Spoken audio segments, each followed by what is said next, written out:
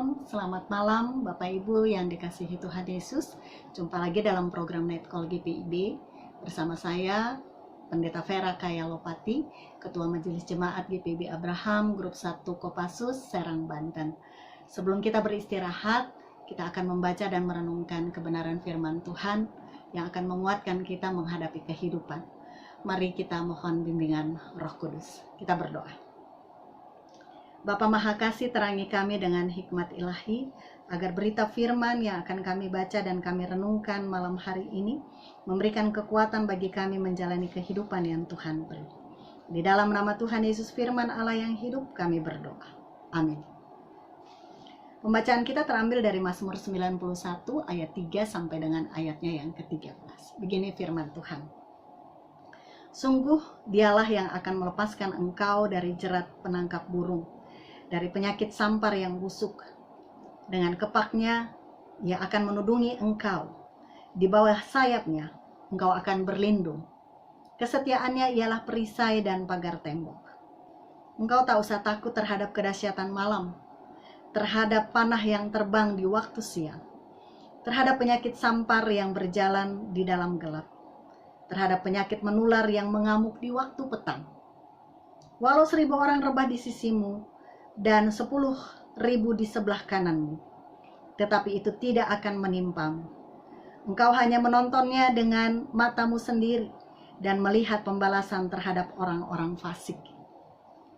Sebab Tuhan ialah tempat perlindunganmu, yang maha tinggi telah kau buat tempat perteduhanmu. Malapetaka tidak akan menimpa kamu, dan tulah tidak akan dekat kepadamu, kepada kemahmu. Sebab malaikat-malaikatnya akan diperintahkannya kepadamu untuk menjaga engkau di segala jalanmu. Mereka akan menatang engkau di atas tangannya, supaya kakimu jangan terantuk kepada batu. Singa dan ular tedung akan kau langkahi. Engkau akan menginjak anak singa dan ular naga.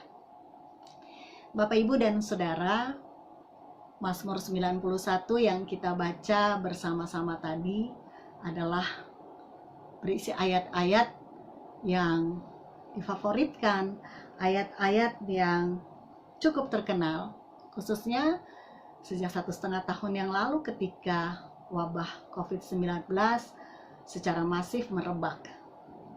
Membaca ayat demi ayat dari Mazmur 91 ini membuat kita menjadi aman, nyaman, karena kita menemukan ada jaminan perlindungan yang diberikan kepada kita sebagai umat Tuhan.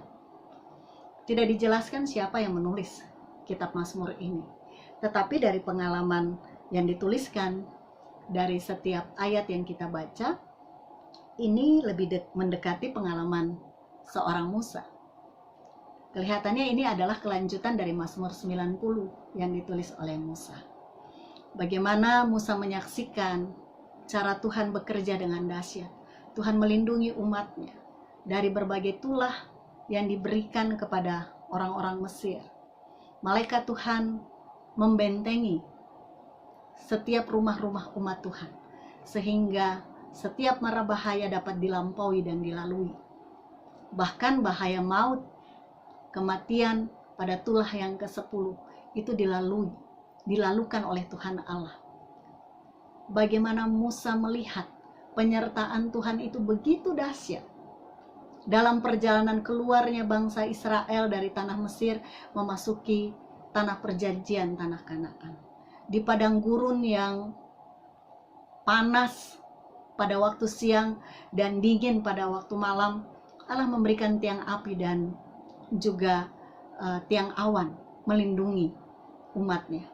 Terhadap mara bahaya, ancaman kelaparan, Tuhan menyediakan mana. Ketika ancaman binatang-binatang buas, Tuhan pun melindungi mereka dengan cara Tuhan yang ajaib.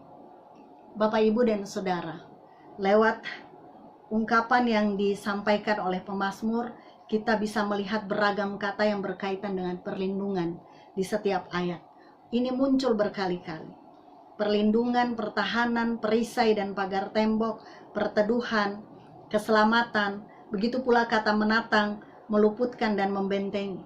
Kata-kata yang muncul ini untuk menghadapi dan mengatasi bahaya yang juga digambarkan secara beragam dari teks yang kita baca bersama-sama ini. Ada jerat penangkap burung, penyakit sampar, kedahsyatan malam, panah yang terbang, penyakit menular, malapetaka, tulah, singa, ular tedung, dan juga naga. Mazmur ini menjadi kesaksian pengalaman yang luar biasa dialami oleh Musa. Bahwa Musa menyaksikan dalam perjalanan mereka, Tuhan tidak pernah sekalipun meninggalkan mereka. Tidak dibiarkan mereka menghadapi perjalanan itu sendiri. Tuhan menyertai dan melindungi mereka. Dari setiap ungkapan pemazmur ini, ucapan ini memberikan dorongan yang meyakinkan akan penyertaan dan perlindungan Tuhan. Pemazmur menggambarkan dengan ilustrasi bahwa Tuhan itu seperti induk burung yang menjaga anak-anaknya di bawah kepak sayapnya, menjaga anak-anaknya dari para pemangsa yang berusaha menerkam mereka. Pemazmur juga menggambarkan Tuhan sebagai tempat perlindungan, sebagai perisai dan pagar tembok. Kata sayap, kata perisai dan pagar tembok mau menggambarkan perlindungan Tuhan yang secara menyeluruh, yang secara utuh dari berbagai sisi, dari depan, belakang, dari kiri dan kanan. Dengan menggunakan dua ilustrasi ini, pemazmur sedang menggambarkan tentang Tuhan yang melindungi segenap kehidupan umat yang dikasihinya.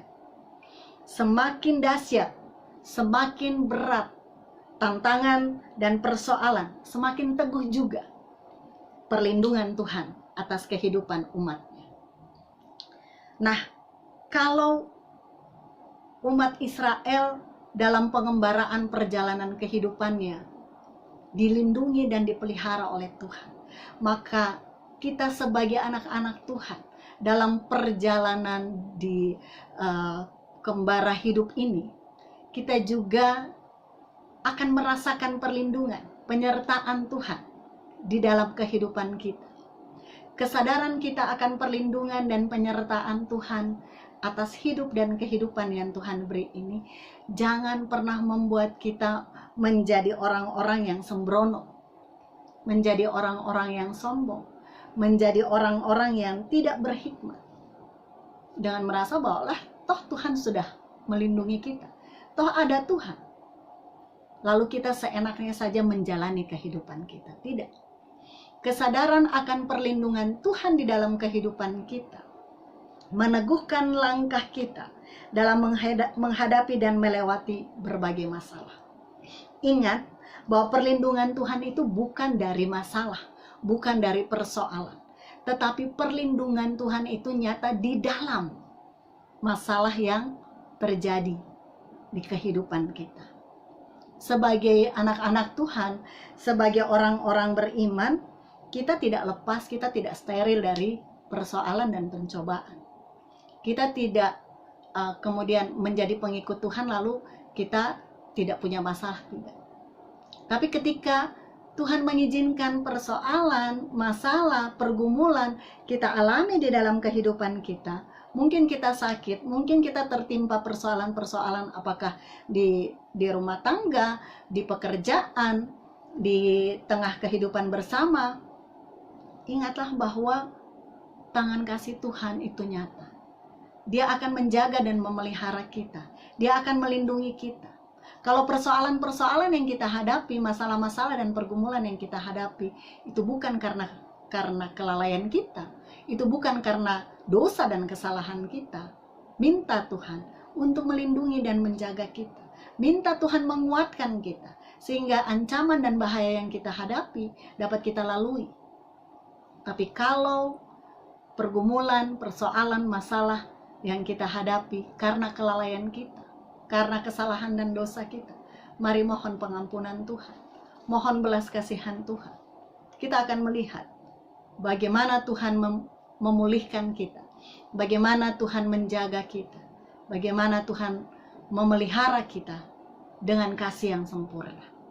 Bapak, Ibu, dan Saudara, malam hari ini sebelum kita beristirahat, mari kita refleksikan kembali sepanjang hari yang telah kita lalui.